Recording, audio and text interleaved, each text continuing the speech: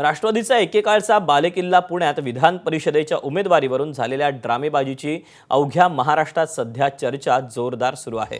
पार्थ पवारांनी विक्रम काकडेंना पुणे विधान परिषदेसाठी शब्द दिला होता, त्यामुळे पार्थ पवारांचाच राष्ट्रवादीत अंतिम शब्द चालत असल्याची चर्चा आहे।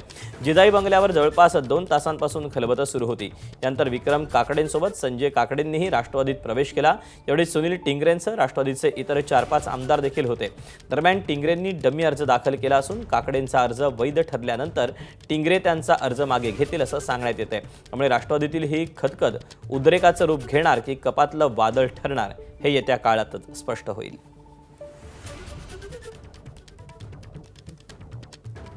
बाहेरून आलेले म्हणजे अर्थात आत्ता आले, प्रवेश झाला आणि लगेच उमेदवारी अर्ज, त्याबद्दल योग्य निर्णय होईल। मी दादांचा शिस्त पाळणारा कार्यकर्ता आहे। गेल्या अनेक 3-4 पिढ्यांपासून आम्ही राष्ट्रवादी काँग्रेस पक्षाबरोबर आहेत।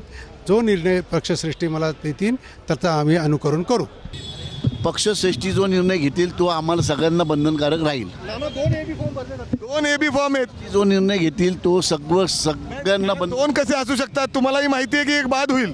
पक्षश्रेष्ठी जो निर्णय घेतील तो सगळ्यांना मान्य राहील। युवक म्हणून मी नक्कीच सगळ्यांबरोबर त्यांच्या दुःखात सहभागी राहतो। आज मला माहिती आहे थोडे लोक नाराज झाले, पण त्यांना पण आम्ही नक्कीच भेटून त्याच्यातनं भविष्यात कुठे संधी मिळू शकतो तशी आम्ही देऊ।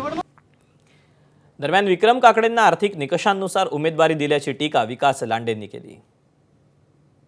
ज्यांनी मागितलं ते कुठेतरी पक्षाच्या दृष्टिकोनातून पक्षासाठी मोठी संघटना त्यांच्यामध्ये ताकद नसेल असंही वाटते आमच्यासारख्या कार्यकर्त्याला।